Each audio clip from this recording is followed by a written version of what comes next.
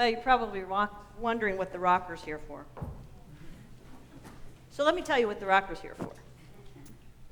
The scripture reading we just heard this morning is one that is unique to John.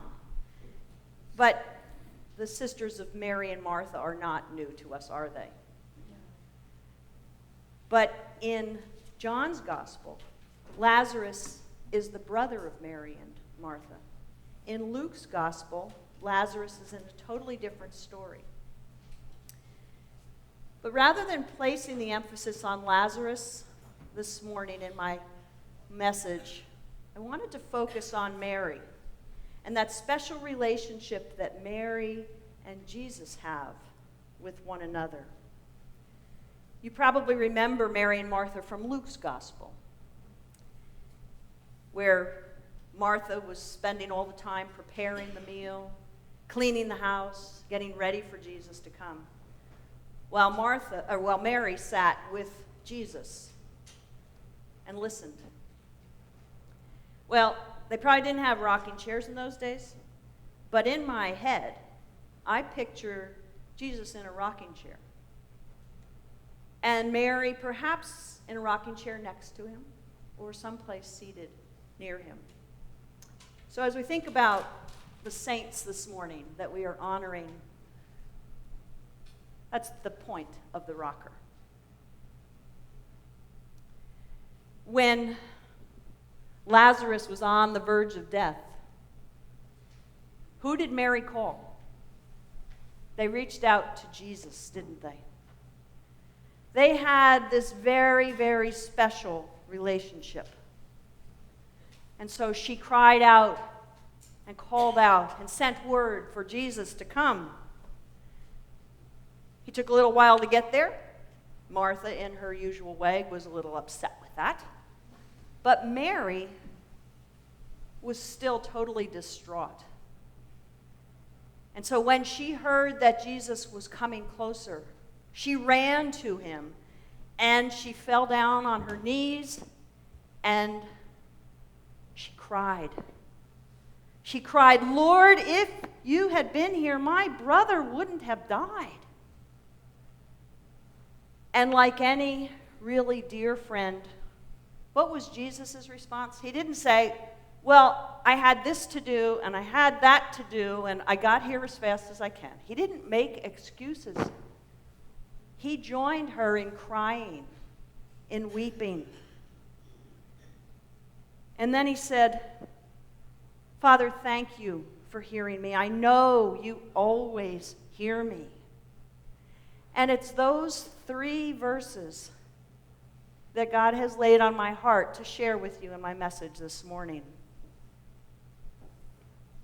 Mary falling at her knees, lamenting, crying. Jesus joining her in that cry. Isn't that what friends do? That's what life on the porch is like. Porch friends are those that we can cry with and laugh with. And above all, we thank them and we thank God for that time together. We thank one another for that heartfelt concern that we have. Life on the porch is all about Jesus' 2 great commandments: love God and love one another. Life on the porch is about those special relationships, those very, very deep, deep friendships that are born out of shared experiences that are part of that, represented by the highest form of love that we know about, that agape love. Now, sometimes we have that love with family members, and we'll be remembering some family members who have passed today.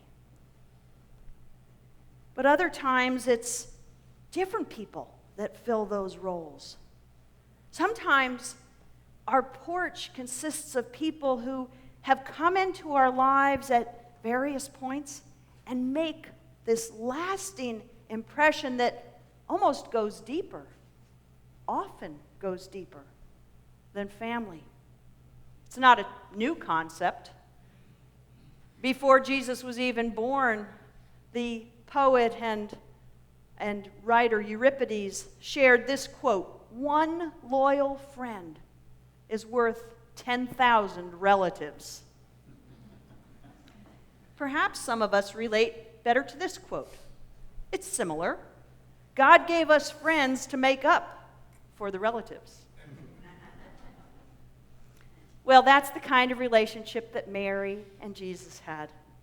And so today on All Saints' Day, we're celebrating our special porch friends with what I'm calling Life on the Porch. Well, in August, several of the women from this church joined thousands of other women at the Women of Faith conference. They called it their farewell tour.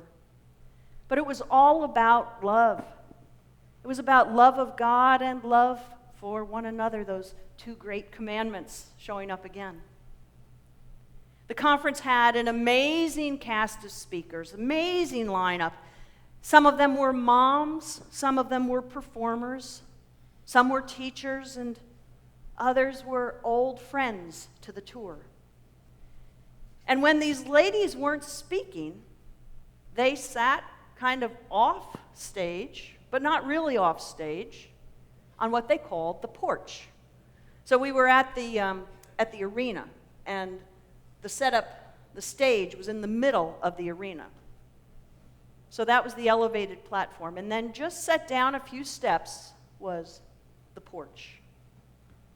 Sometimes in between speakers, they'd pass the microphone among the women that were sitting on the porch. And they would tell stories from years together as part of the Women of Faith. I believe they'd been together for 20 years, if I remember the number correctly. So for them, it was this time of beautiful reflection and laughter and storytelling, and they really pulled the audience into their stories in a beautiful way, but you could tell there was this love and connection between them. But the concept of the porch is more than just a set design. It had this deeper meaning, and that's what we all were feeling. So what does humanity crave more than anything else?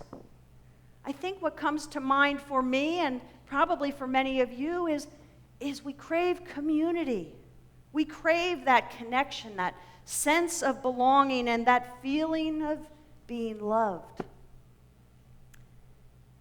This porch, the one at the Women of Faith conference, was made up of people that had that love and had that connection and had those shared experiences. Now, there's nothing new about this concept. Every generation and every context has some form of it. Perhaps you remember a time when men would sit on a porch whittling if you lived in a certain part of the country. Men sometimes connect with each other on riverbanks or on fishing boats, on the golf course or in sports arenas.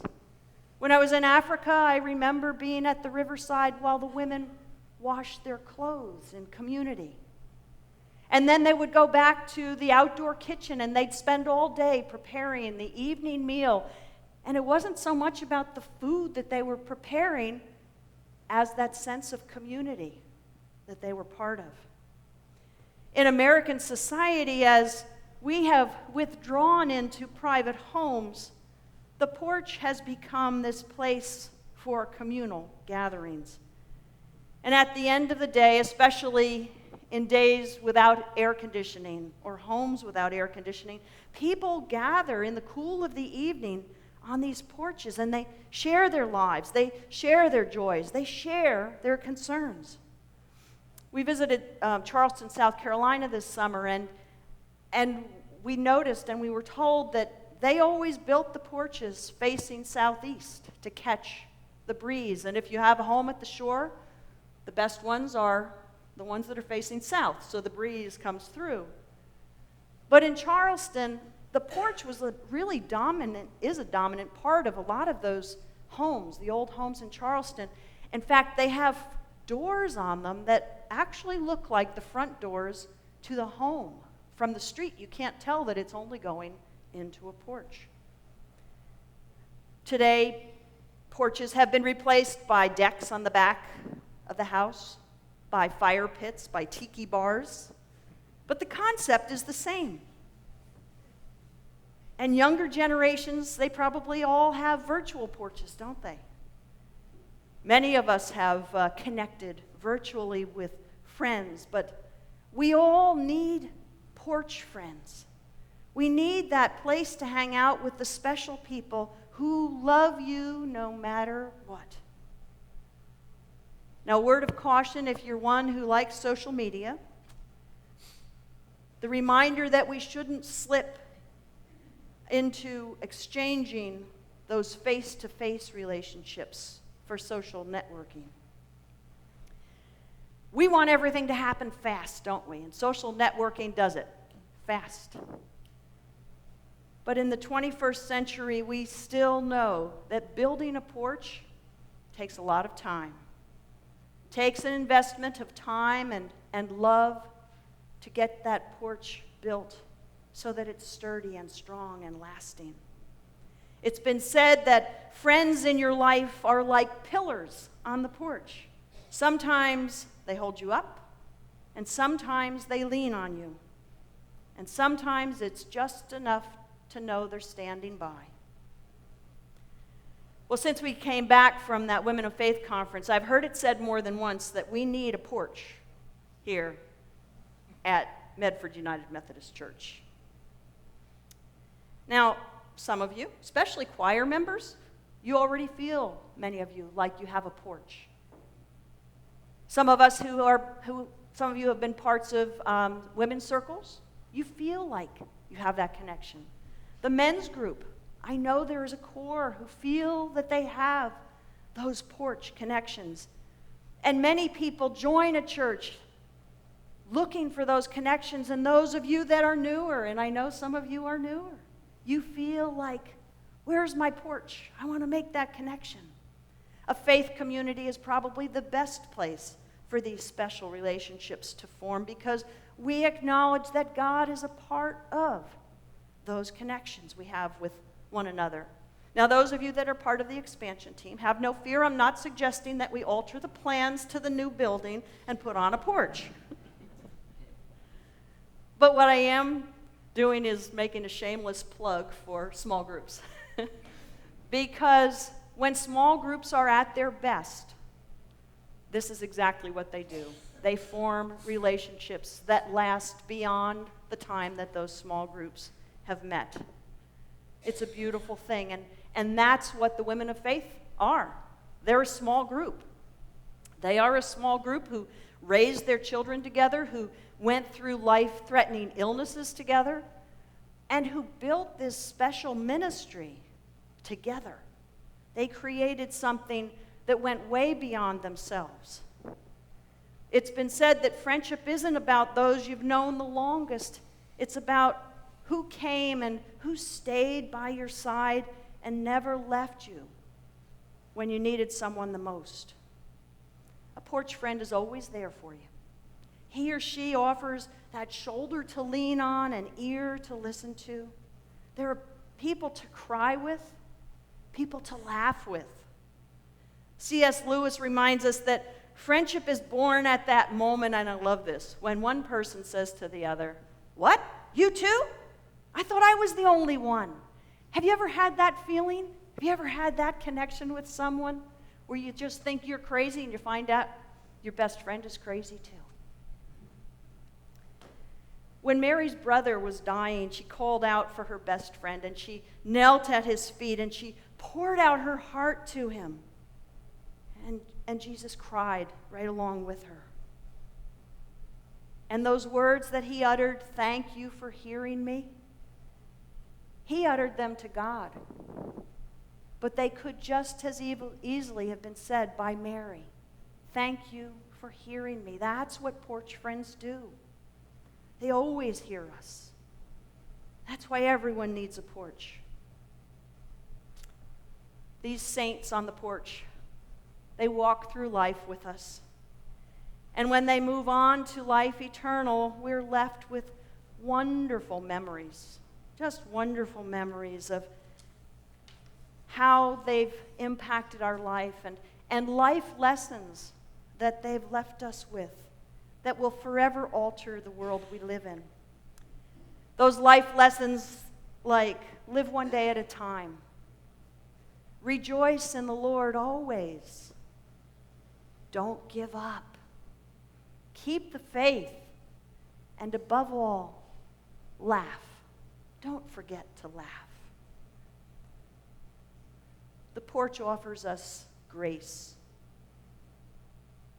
The porch offers us grace, and those saints have left this lasting mark on us. They were created by God to live among us for whatever length of time they have with us. Some many, many years, and others just a brief time. They encourage us to breathe these words. If I could sit across the porch from God, I'd thank God for lending me you. That's who a porch friend is. So today we celebrate some of the saints who have gone on before us, and they live eternally with God, and we honor their memory, and we place their names within our hearts and within the world. We offer them now. So we're going to read their names now. I'm going to ask Joe to read their names and take a moment of silence as we think of each name.